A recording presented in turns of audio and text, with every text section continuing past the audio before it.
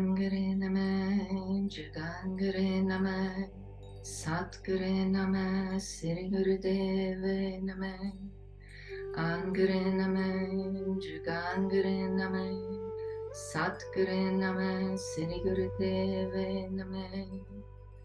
Vaheguru Ji Ka Khalsa, Vaheguru Ji Ki Fateh.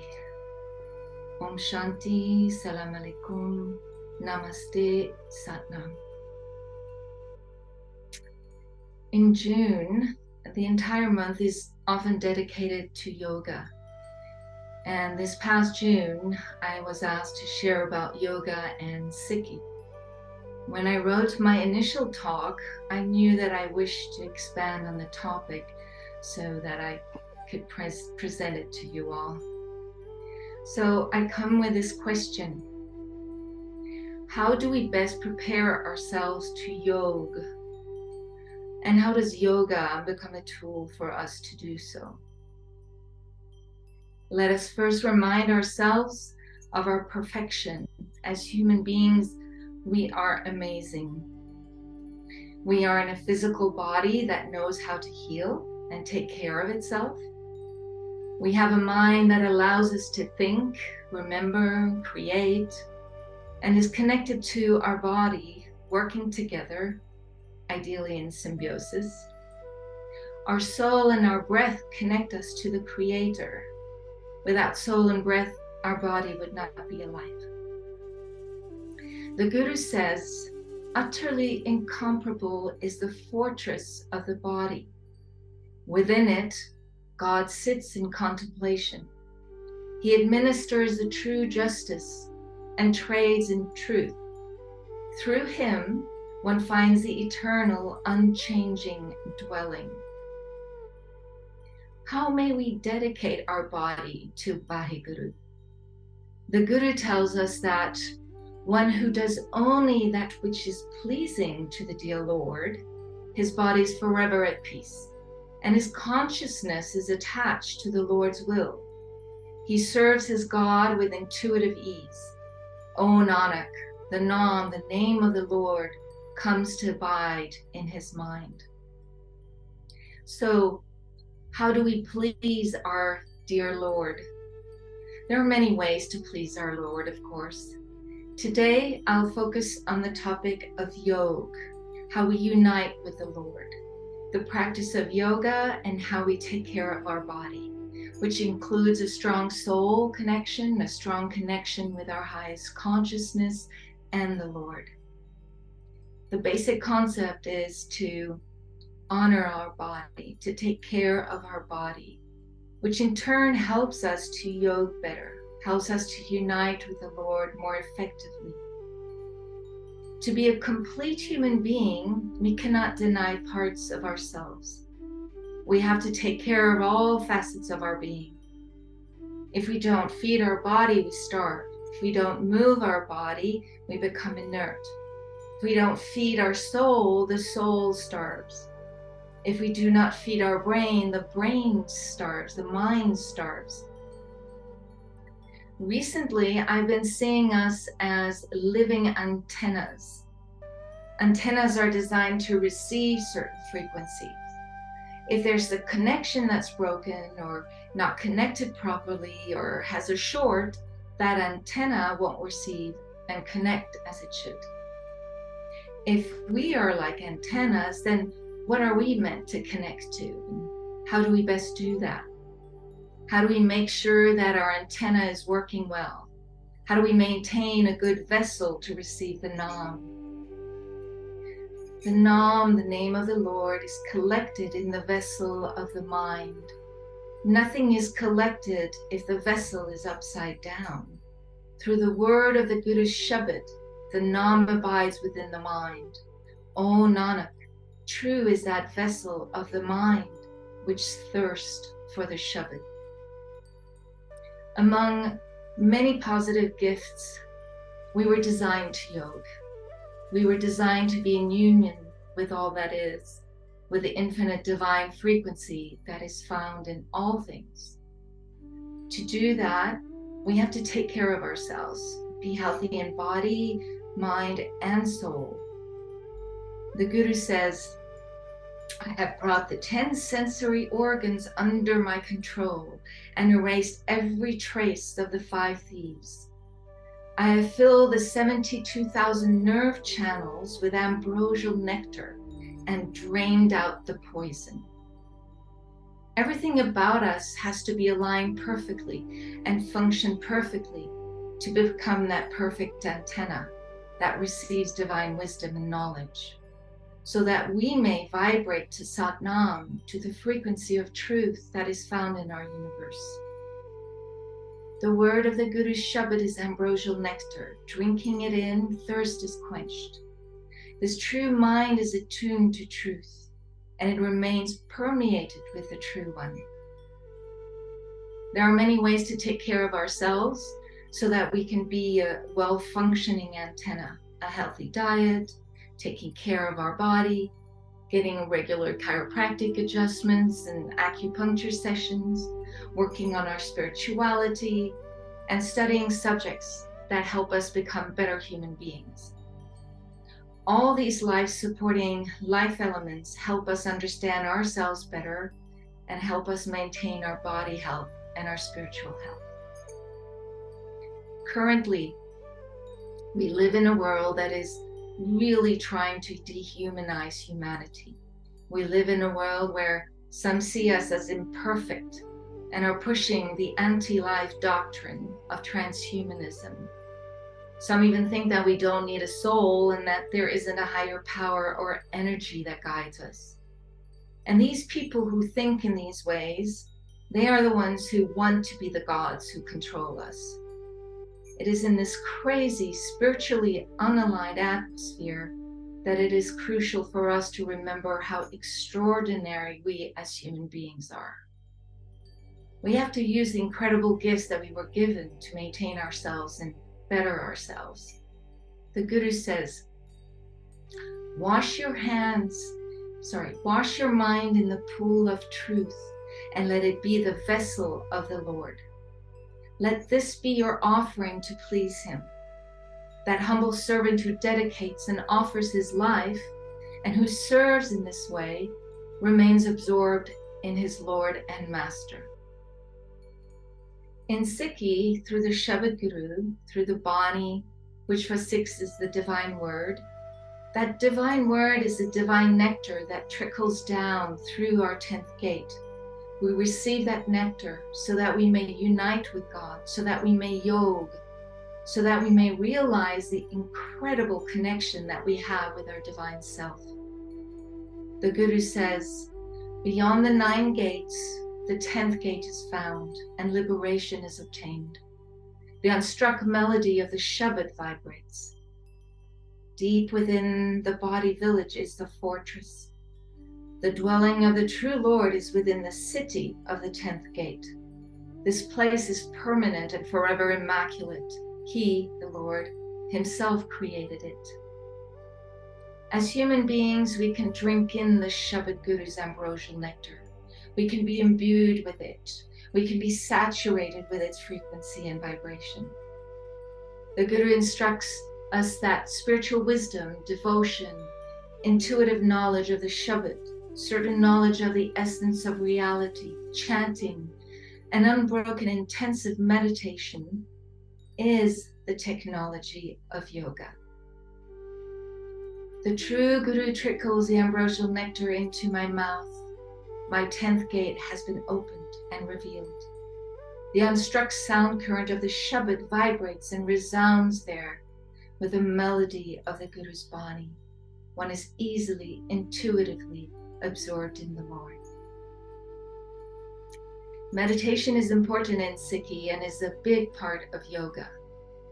When we as Sikhs meditate on Vaheguru and chant the Shabad Guru, we bathe in the pool of ambrosial nectar so that the karmic filth of many incarnations can be just washed away.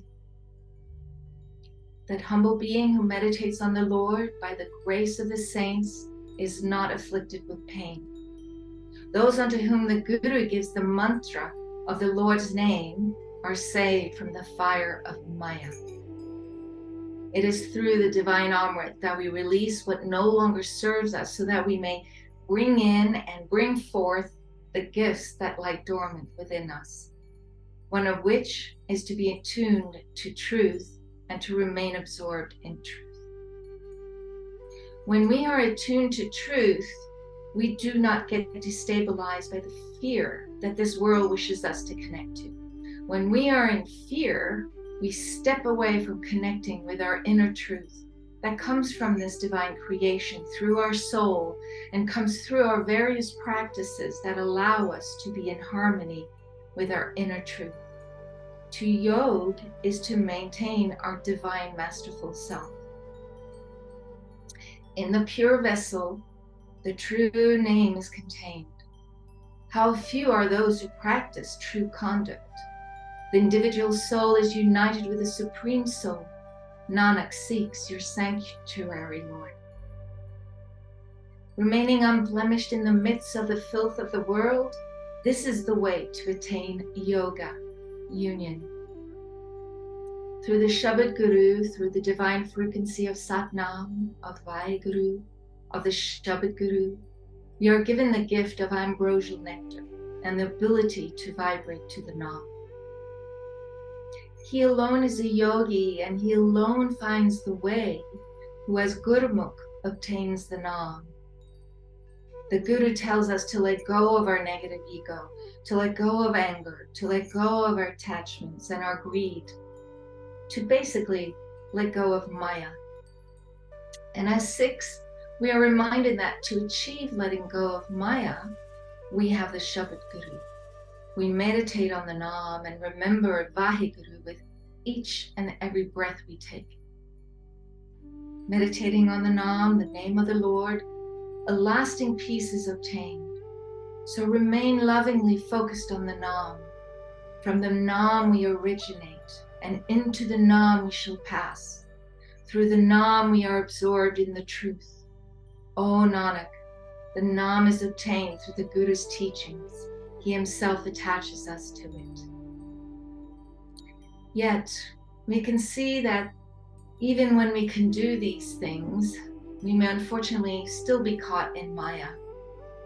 Even though we do our bodies, we wake up early for our sadhana, we listen to kirtan and read from the Guru. All these do not guarantee that we can yoga and live a life without anger, greed, ego, attachment, or pride. So I have to ask, why not utilize what this world offers us? Yogic practices that work on our body, on our mind, and our soul. As somebody who practices yoga, I've experienced that a physical yoga practice is very important, and it helps the body maintain flexibility as well as maintaining its health. Many years ago, I used to drive a motorcycle. Then somebody decided to turn right in front of me and I went flying.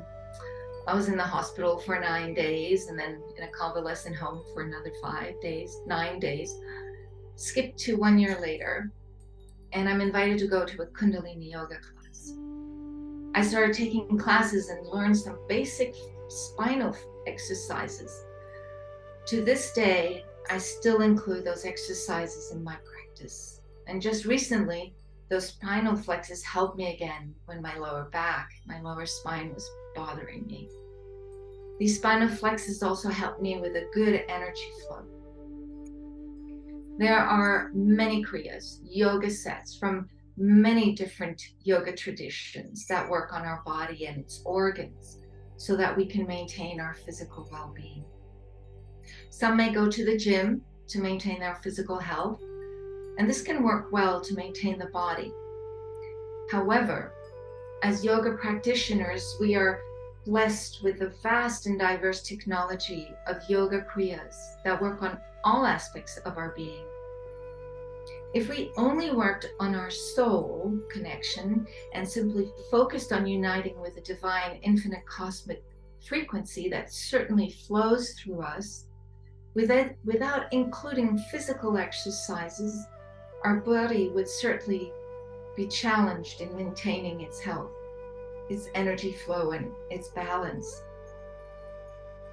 Of course, there are many ways that we can learn how to better ourselves and to work on ourselves. Some will work with therapists or psychologists.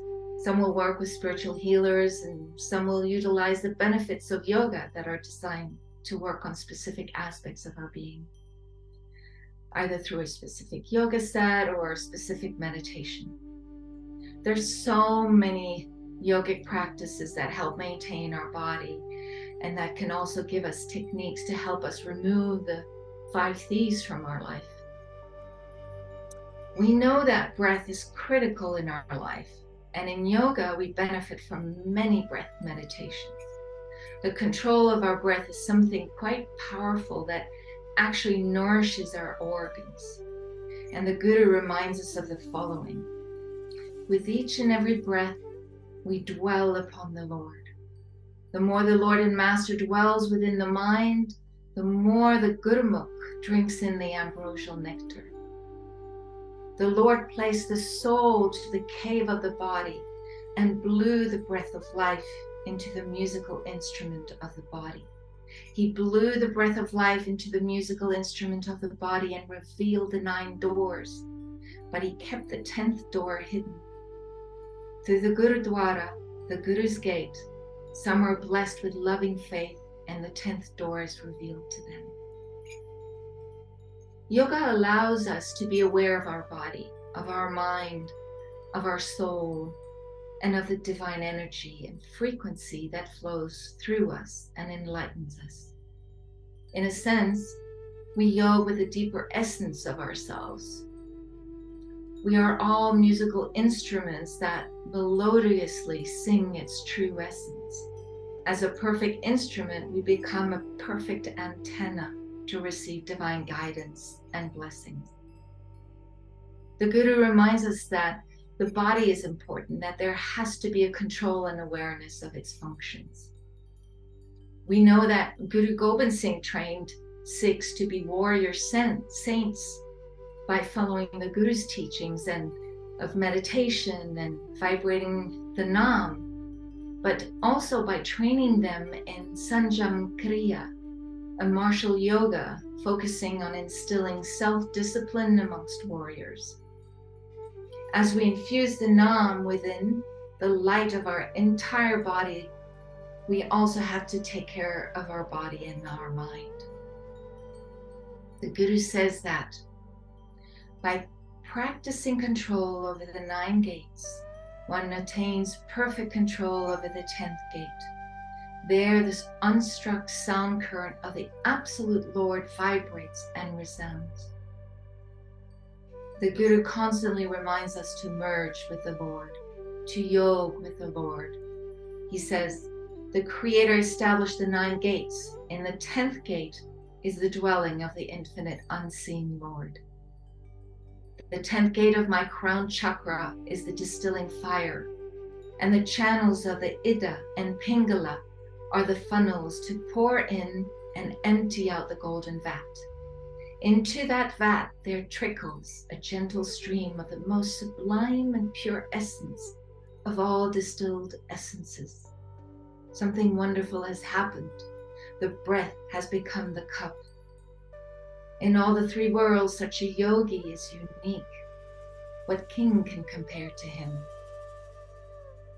The challenge though is that even when we have a spiritual practice and a yogic practice that supports us in various ways, through kriyas, meditation, breath exercises, mantras, and mudras, life often takes us out of alignment with the divine, out of alignment with the infinite cosmic wisdom, the infinite cosmic knowledge, and the divine truth that flows through us. We can be affected by many external influences that take us out of our divine harmony and balance. And then our ability to yoga is challenged. Our musical instrument becomes out of tune. The Guru says, weed out evil, wickedness, and corruption. Leave these behind and let your soul meditate on God. When chanting, austere meditation and self-discipline become your protectors. Then the lotus blossoms forth and the honey trickles down.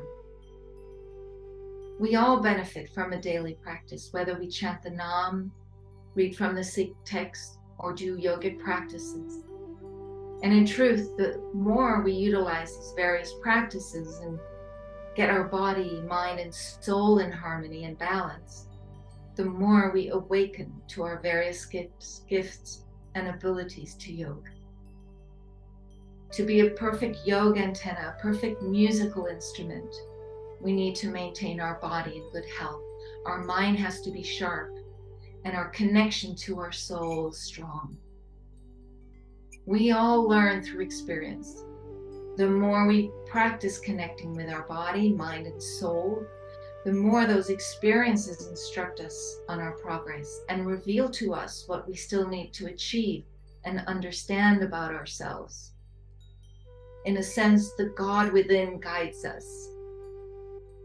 To answer the important question of why do we want to yoga, we can say that we wish to yoga so that we can always be guided by our highest consciousness, by our connection with the infinite divine wisdom and truth that is revealed through our various practices. We yoga so that our actions are guided by integrity and by the highest principles and core divine values. We yoga so that we may receive guidance from within, from our inner knowing, rather than from our intellect or external sources that often promote untruths. We yoga so that we can live a life that is healthy, that is happy, and that is holy, so that we are in tune with our body, so that we are in tune with our mind, so that we are in tune with our soul, and so that we are in tune with the Lord.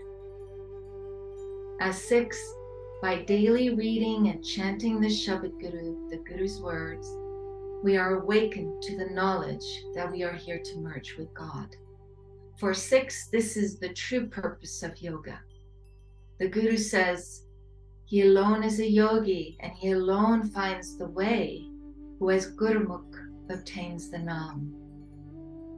As Sikhs who recognize the divine in all beings and thus honor all that God gave us on this earth, we can welcome all the various gifts given to us to become the true antennas for higher truth and wisdom.